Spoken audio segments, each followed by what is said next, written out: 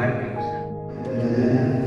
Apabila saudara-saudara dini bersama dengan seperti minyak yang baik di atas kepala mulai ke jantung dan ke jantung Harun dan ke leher yang baik, seperti embun Hermon yang turun ke atas gunung Mesir. Sebab kesadaran Tuhan yang meningkatkan mereka kehidupan untuk selama-lamanya. Marilah kita sebagai persekutuan umat Tuhan yang ditebus dan dikasihinya, kita siapkan hati kita dalam pikiran. Kita menyanyi di jemaat 109, Hai mari berdiri, dan jemaat kita berdiri.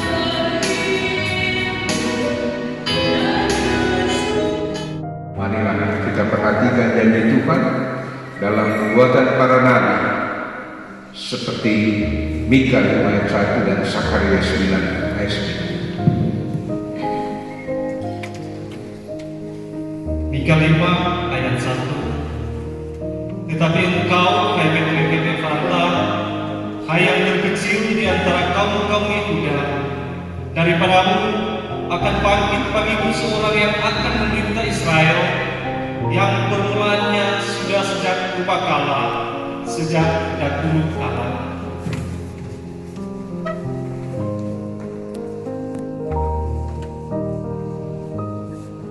Sakaria 9 ayat 9. Bersorak-soraklah dengan nyaring, hai putri Sion. Bersorak-soraklah, hai putri Yerusalem. Lihat rajamu datang kepadamu, ia adil dan jaya.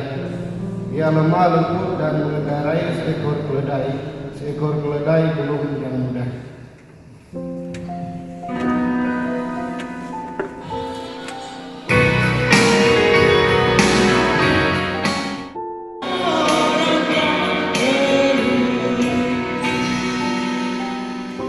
Terang yang bersinar di Bethlehem adalah terang abadi yang menerangi alam semesta.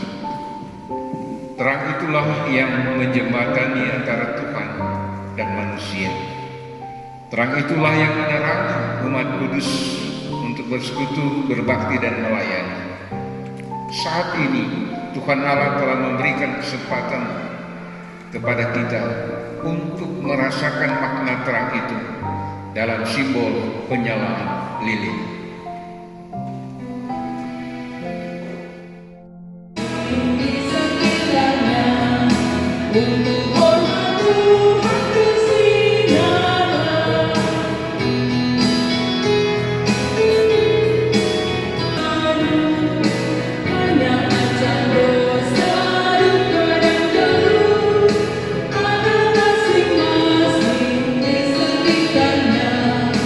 Untuk sesama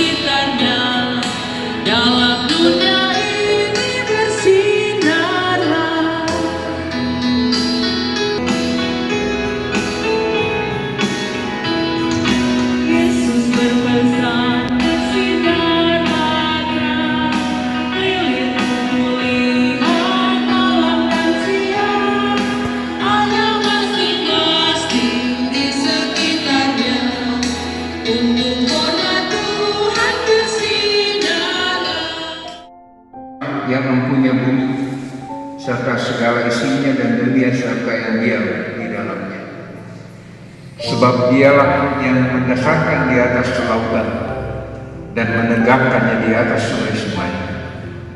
Siapakah yang boleh naik ke atas gunung Tuhan? Siapakah yang boleh berdiri di tempatnya yang kudus? Orang yang bersih tangannya dan murni hatinya, yang tidak menyerahkan dirinya kepada penipuan dan yang tidak bersumpah palsu. Dialah yang akan menerima berkat dari Tuhan dan keadilan dari Allah yang menyelamatkan dia. Itulah angkatan orang-orang yang menanyakan dia dan mencari wajah-Mu, ya Allah, ya. Pembacaan kita yang kedua saya ambil dari kitab Yohanes pasal 3 ayat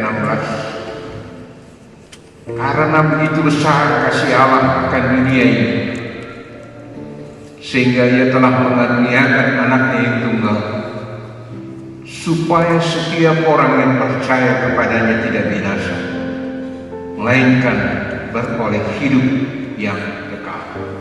Demikian saudara-saudara.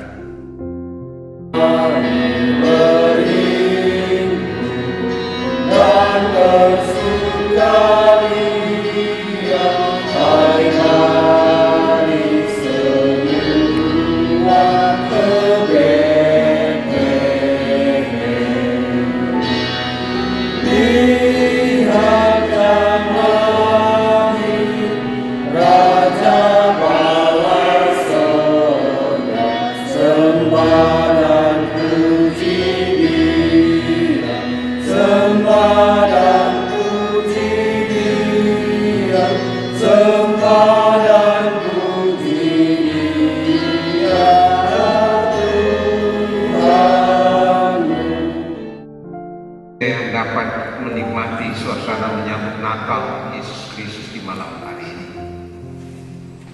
Tentu kita mula pertama bersyukur, berterima kasih Tuhan mempertemukan lagi pada orang semua dari Desember tahun 2019, dan kita di Desember di tahun 2020 ini sebagai rukun pertama boleh bersyukur karena kita dapat memperingati lagi Natal Yesus Kristus malam hari.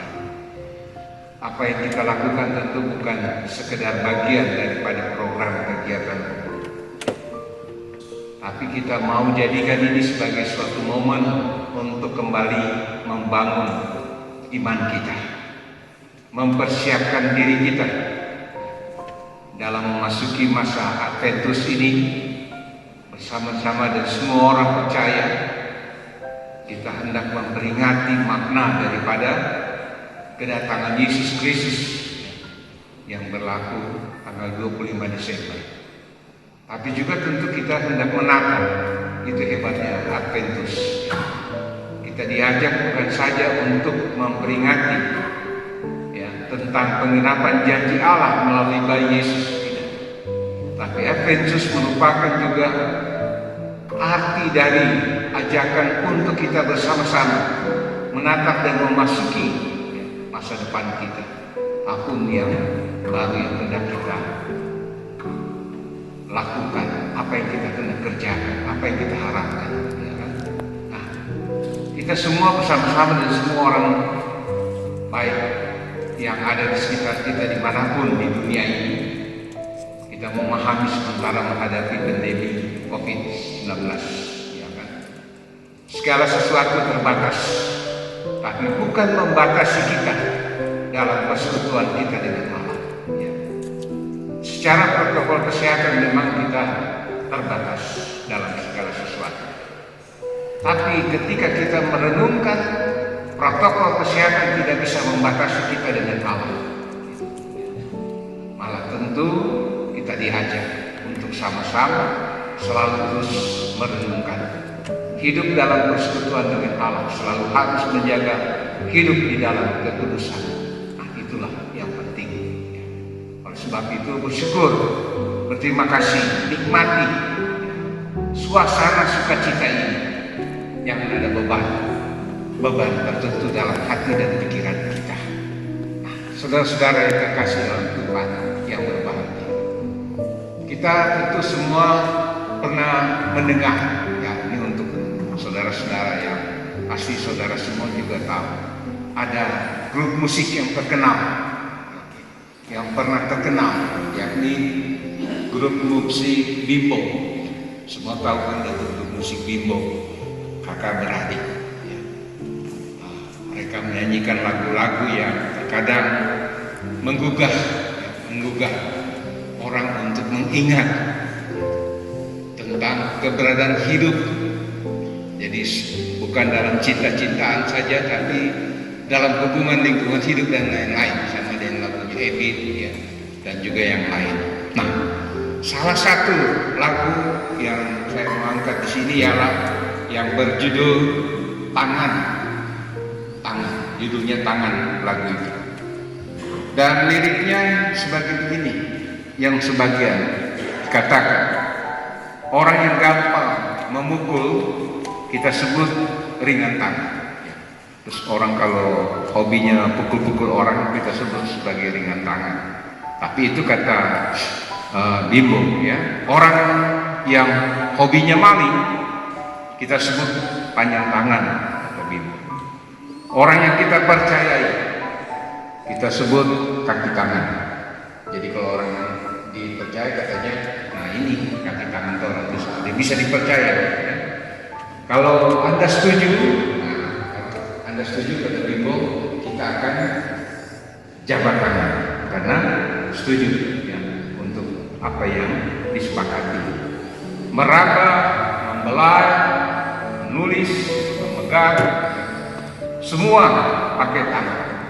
Nah, lagu ini berkata ternyata tangan ini, ya, tangan adalah penting, sesuatu yang penting. Memang tangan adalah anggota tubuh yang paling banyak digunakan. Ya. Itu memang baik dari pagi sampai malam, ya, atau dalam situasi dan keadaan apapun, tangan refleks itu selalu bergerak, beraktivitas sesuai dengan motorik yang digerakkan dari pikiran, dari otak kita, ya kan? Mati lampu, tangan refleks. Raba-raba, mana mati mana lilin, ya kan? Jangan tuh pas mati lampu kalau orang mau raba-raba dengan lain di kaki, kaki tangan, gitu kan? Di sini katakan, oh iya, kita ingat, matis di sini, matis kita cari tangan duluan yang raba, ya. Jadi memang tangan ini sesuatu yang dibutuhkan. Nah sekarang kita coba hubungkan apa hubungan Natal dan tangan. Itu yang menjadi suatu perenungan ya, pada malam hari ini. Hubungan Natal dan tangan. Nah, dalam Alkitab ternyata banyak ungkapan tentang tangan Allah. Kalau Allah marah, Alkitab berkata tangan Allah diacungkan. Ya, itu kan membuktikan Allah lagi marah. Tangan Allah akan menimpa, tangan Allah akan menindas, tangan Allah akan menekan. Itu kalau Allah lagi marah. Kalau Allah menolong, Alkitab berkata tangan Allah meliputi, ya kan? Tangan Allah menyertai, tangan Allah melindungi, dan Alkitab mencatat bahwa tangan Allah jugalah yang mengatur roda sejarah kehidupan dunia itu. Nah, sekarang menjadi pertanyaan kita, kalau tangan Allah mengatur, mengapa dunia ini seolah-olah dalam keadaan yang kacau atau semrawut? Ya itulah, saudara-saudara ya.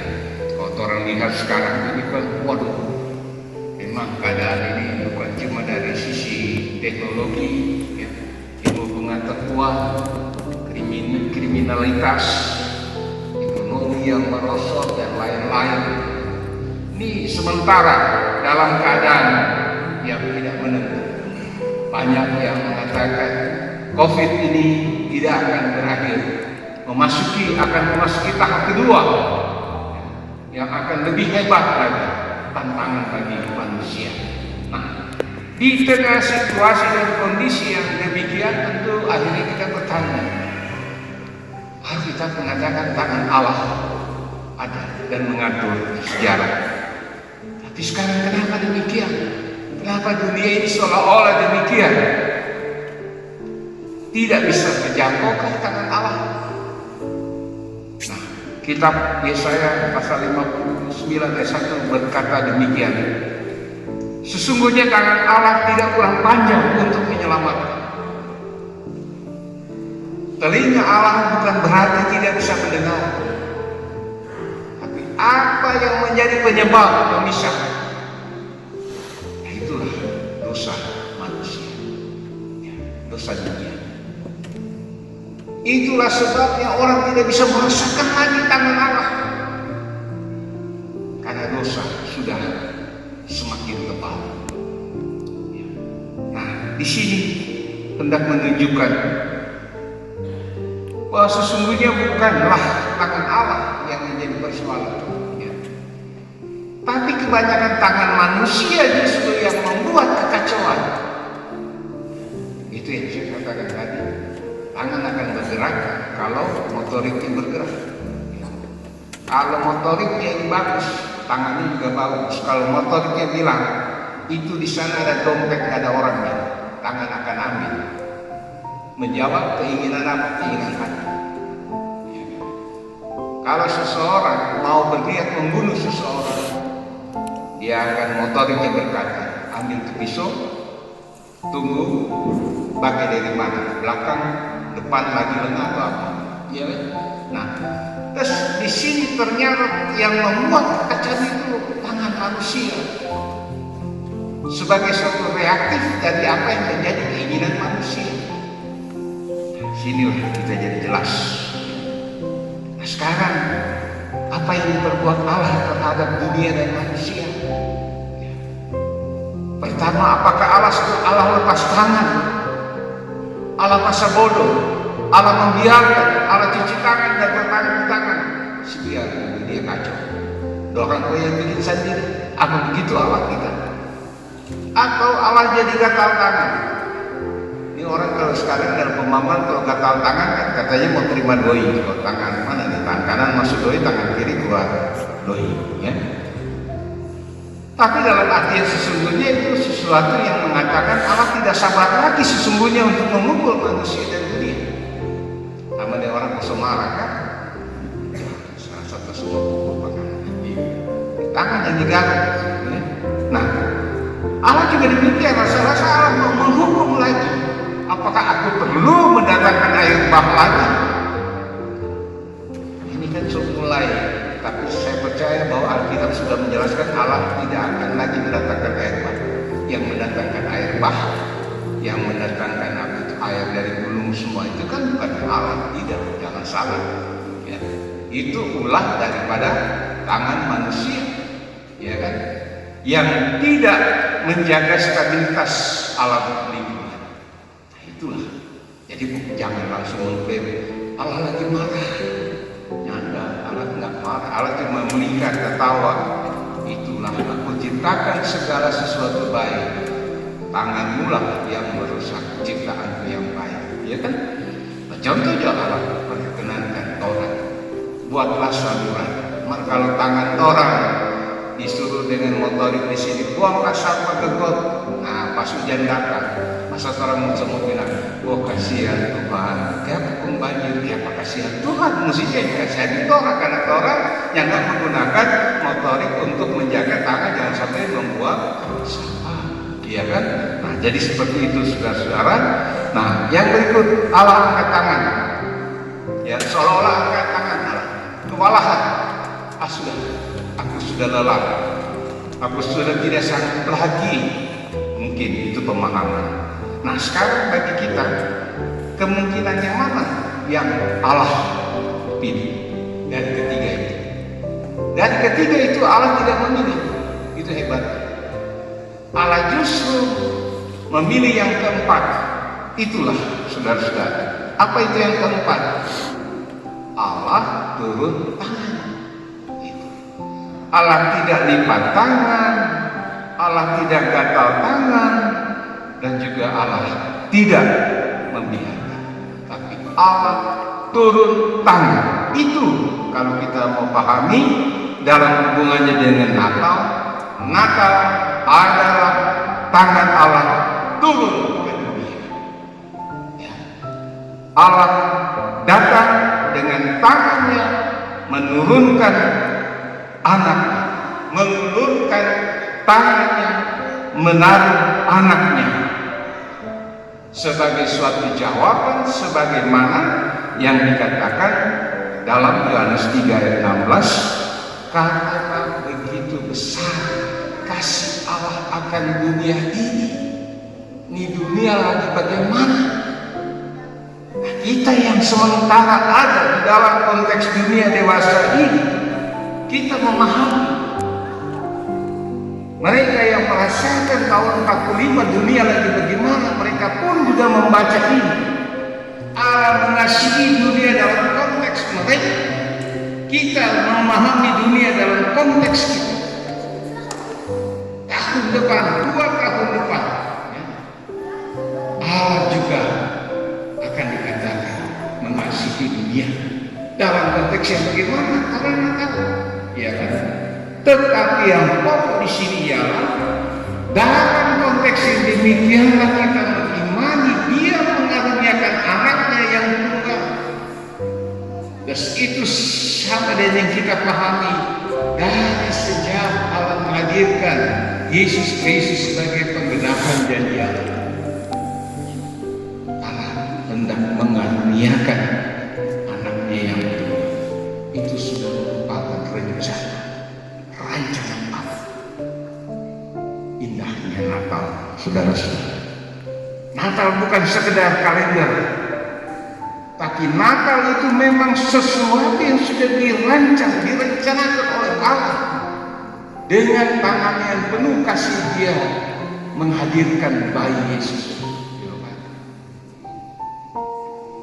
Dalam keadaan normal, dokter kalau seorang anak telah dilahirkan, diangkat, atau suster diberikan kepada ibu mama.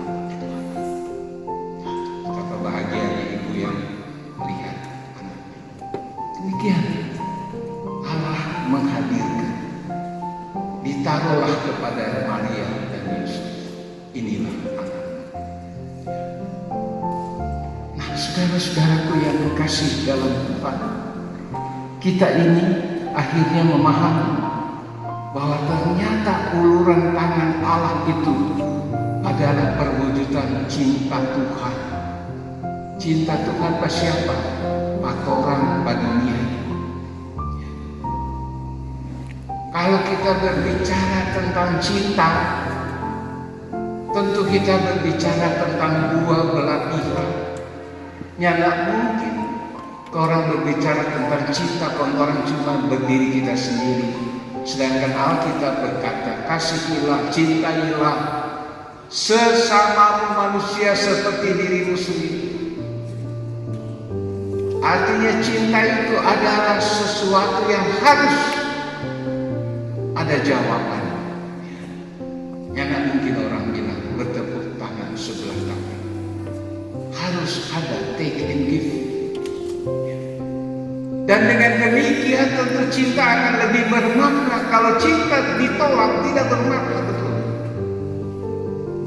Kalau kita saling mencintai, itu berarti kita saling menerima. Allah mengulurkan tangan. Hai anak-anakku, di malam menyambut Natal Allah mengulurkan tangan. Mau menjabat tangan kita semua. Mau supaya Allah sungguh-sungguh peduli terhadap apa yang kita lalui. Oleh sebab itu, saudara-saudara yang kasih, sambut tangan Allah yang penuh cinta. Sambutlah Natal itu dengan penuh cinta, penuh kasih, penuh syukur, penuh sukacita, karena ini tangan Allah yang datang kepada kita. Bukan sekedar tangan biasa-biasa, ini tangan Allah yang tak mau menghukum. Kita sadar siapa kita semua tidak ada yang sempurna. Kita patut dihukum. Kenapa Allah mau mengasihi dan mencintai orang yang sesungguhnya tidak layak? Tidak. Allah justru datang sebagaimana Tuhan Yesus berkata, aku datang untuk mereka yang berdosa. Artinya kita merasa bahwa kita ini berdosa, kita perlu tangan Tuhan, kasihanilah saya Tuhan. Sambutlah tangan Tuhan supaya kita merasakan cinta dan kasih-Nya. Banyak terlewati suasana Natal karena tidak menyambut tangan Tuhan, karena tidak menyambut cinta Tuhan, sehingga Natal itu seolah-olah seperti bagian daripada kesibukan dunia. Ya, banyak orang yang demikian. Lebih dahulu bukan bagaimana motorik ini bekerja untuk menyambut tangan Tuhan, tapi sibuk untuk supaya tangan ini mempersiapkan hal-hal yang justru pada akhirnya menjadi beban dan tidak membawa sukacita karena tidak menyambut tangan Tuhan. Tuhan menghadirkan, Tuhan meletakkan Yesus Kristus di palungan. Simbolisasi palungan itu kan hati kita yang penuh dengan dosa, hati kita yang tidak kudus. Banyak hal di dalam hati kita ini sesungguhnya gejolak segala macam, seperti palungan, tempat yang kotor, ya, hanya sebagai tempat makanan lewat. Nah, tapi Tuhan taruh di situ. Tuhan Yesus mau datang ke kita semua yang tidak layak ini. Kita bersyukur sebagaimana gambaran daripada kitab Mazmur tadi. Ya. Kalau kita membaca dalam kitab Mazmur, dikatakan juga di situ ada yang ya Tuhan, ulurkanlah tanganmu. Pemazmur dalam pasal 144 ayat 7 dia berkata, ya Tuhan, ulurkanlah tanganmu. Mari kita juga berdemikian dalam rangka kita mau menyambut Natal. Tuhan, ulurkan tanganmu supaya kami menyambutnya, supaya kami menikmati tanganmu, tangan yang bukan sekedar tangan yang mengkuduskan orang, tangan yang mau menuntun orang melangkah lagi. Siapa yang tidak mau berpanjang, siapa yang tidak mau sehat-sehat, tua-tua sejahtera, siapa yang tidak mau hidup di dalam rukun seperti rukun keluarga dan teman ini. Kan orang mau supaya tahun depan orang bisa ketemu lagi. Mari kita sambut tangan Tuhan. Bersihkanlah hati kita, bersihkanlah palungan hati kita, supaya Dia yang kudus datang. Siapakah Tuhan yang dapat naik ke atas gunung? Siapakah yang dapat datang ke hadirat-Mu yang kudus? Orang yang mencari Engkau dengan kekudusan pasti akan diberkati. Maukah orang diberkati oleh Tuhan ketika orang menikmati suasana menyambut Natal Yesus Kristus? Berkat rohani, berkat jasmani disediakan Tuhan. Nah, saudara-saudara yang terkasih, biarlah firman Tuhan ini memberi kita lagi suatu pesan dan kesan supaya kita sungguh-sungguh menikmati suasana Natal Yesus Kristus ini dalam kerangka menyambut tangan Allah yang mencintai kita, supaya kita sungguh-sungguh menikmati bukti daripada cinta, ialah Yesus Kristus yang dihadirkan sebagai Tuhan dan Juru Selamat bagi kita, bagi dunia. Tuhan memberkati. Amin.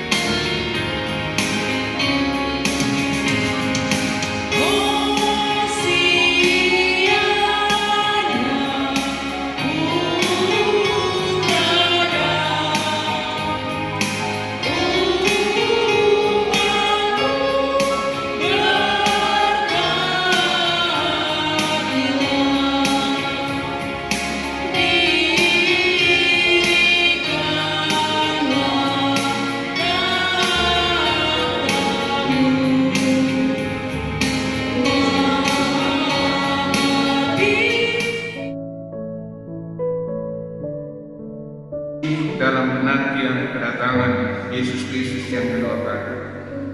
Kita semua diliputi sukacita menyambut Natal di tahun ini. Marilah kita pulang membawa sukacita itu sambil menantikan kedatangannya kembali dalam kemuliaan. Pergilah, berbuat baik bagi semua orang, dan terimalah berkat Tuhan. Kasih karunia Tuhan Yesus Kristus, kasih Allah dan persekutuan Roh Kudus menyertai kamu dari sekarang sampai selama-lamanya.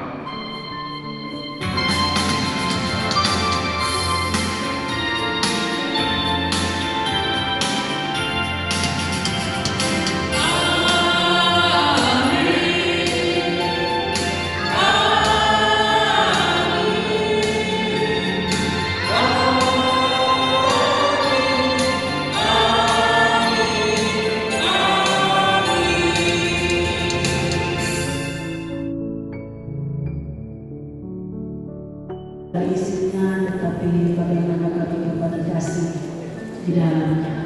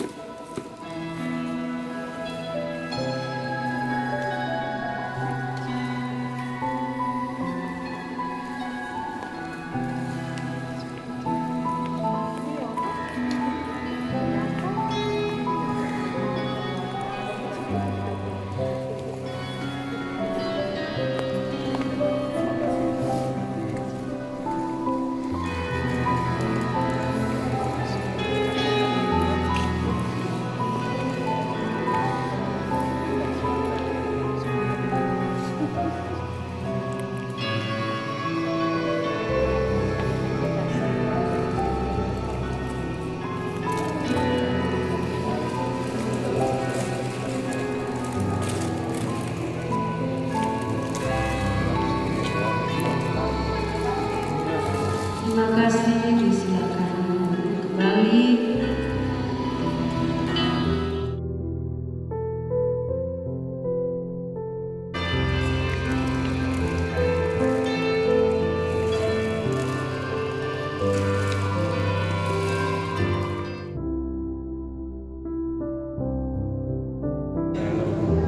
Puji nama Tuhan di malam hari ini, oleh karena kasih dan penyertaan Tuhan di dalam kehidupan kita, sehingga seluruh rangkaian ibadah menyambut Natal Yesus Kristus di malam hari ini dapat terlaksanakan dengan segala baik, yang dipimpin oleh yang terkasih Bapak Pendeta Ronald STH. Untuk itu, atas nama keluarga besar Rukun Batama, menyampaikan banyak-banyak terima kasih kepada Bapak Pendeta Ronald STH yang telah memimpin ibadah di malam hari ini dan juga telah memperbaharui kita dengan firman Tuhan. Tuhan akan memberkati Bapak dalam segala tugas sebagai kepala rumah tangga dan juga sebagai hamba Tuhan. Tuhan juga memberkati bersama-sama dengan keluarga. Jadi sampaikan juga terima kasih kepada para undangan denominasi gereja yang ada, dan juga kepada ibu tua yang telah hadir boleh mengambil bagian di saat ini dalam perayaan ibadah Pranatal Yesus Kristus dari Rukun Batama. Dan disampaikan terima kasih juga bagi seluruh anggota Rukun Batama yang sudah hadir di malam hari ini, sudah merayakan ibadah Natal di saat ini. Tuhan memberkati kita semua, dan atasnya kami atas nama keluarga besar Rukun Batama menyampaikan selamat kita menyambut Natal Yesus Kristus 25 Desember di tahun 2020 ini, dan selamat kita menyongsong tahun baru 1 Januari 2021.